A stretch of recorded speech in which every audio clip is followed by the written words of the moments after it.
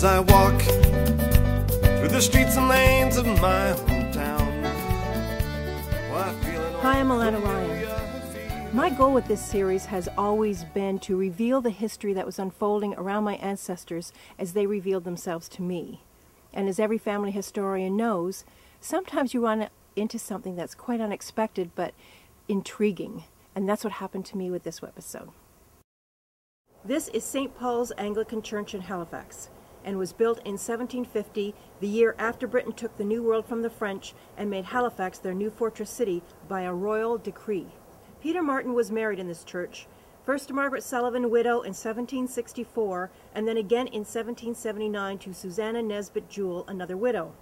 When he married Margaret, he was listed as a bachelor, but according to St. Paul's baptism records, my ancestor John, Peter Jr., and Mary had already been baptized here. A fourth child was baptized 1 week before this marriage took place. Only John's mother was listed as Mary. It could be that Peter and Margaret were Catholic, and this wedding at St. Peter's was just to have their marriage recognized. But why would the British government give a Catholic so many grants? And the penal laws had been abolished 2 years before, so why have it recognized? Margaret Martin died in 1772, and between 1771 and 1773, a Margaret Butler was housing and feeding young John, which led me to believe that Margaret Martin was too ill to take care of her children. But a bachelor marrying with 4 children just never sat right with me. So I'm sticking to my first wife as a Mary theory. In Ireland, the Catholics held masses at secret locations known as either a mass rock or under a Celtic cross in old church ruins. In Halifax, because he helped negotiate a treaty between the Mi'kmaq and the British, Abbé Millard was allowed to bring his beloved Acadian and Mi'kmaq from Louisbourg to Halifax in 1759. He was also allowed to hold an open Catholic Mass. An Irishman had donated his barn, which today would be somewhere around Tobin and Barrington Street, and the Catholic used to sneak into these Masses. John would have been conceived around March of 1760. Could there have been a secret wedding between Peter Martin and a Mary, who may have been Acadian, Mi'kmaq, Irish, or Catholic? Belonging to any one of these groups put you under the heel of the English boot. In 1784, the first Catholic church, St. Peter's, was built in Halifax. In 1829, the Mi'kmaq and the Charitable Irish Society financed the building of St. Mary's Basilica, paving over the old St. Peter's graveyard. All the records from 1784 and 1800 are now officially lost. I have checked all the archives and with all the Catholic sees who were in charge of the area at the time, and no one seems to know or care what happened to these records. Peter died in 1788. If he was Catholic, maybe that's where he is, under the parking lot at St. Mary's Basilica. Most of the wealthy moved their families' remains to St. Paul's Cemetery. Margaret is buried along with an infant son. Could Peter be here with her? But then why would there be no record of it? At one point I was so suspicious of Peter's death that I thought maybe Susanna, his third wife, did away with him. She got married 2 months after he died to a John Ryan. But I've since come to realize that in the 1700s, a widow with not only her own children, but her husband's children from 2 other marriages, and saddled with all his debts, would have to find a husband right away. I had Janice delve into the legal records just to see if there was anything mentioned about some suspicious death of Peter's.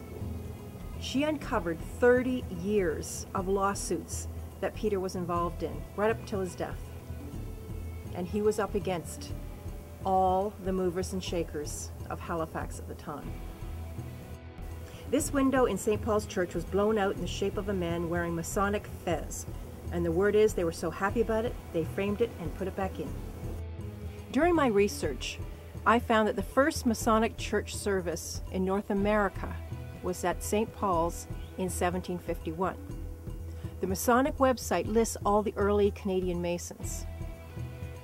It seems like a lot of movers and shakers that founded North America were all indeed Masons. Captain General and Governor Edward Cornwallis, First Master of the First Lodge of the British Empire overseas.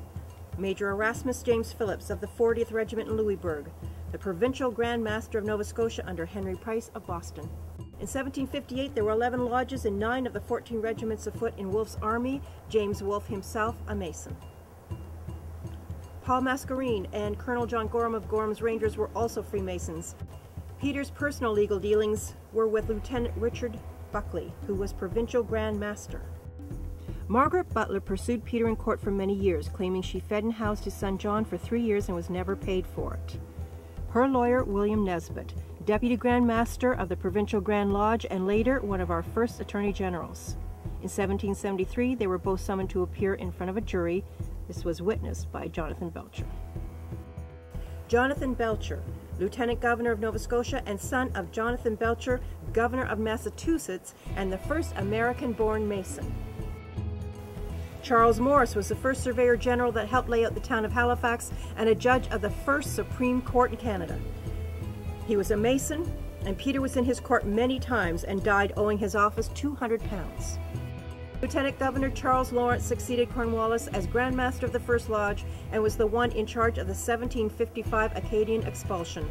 He is also one of the prominent members of Halifax buried under the floor at St. Paul's Church.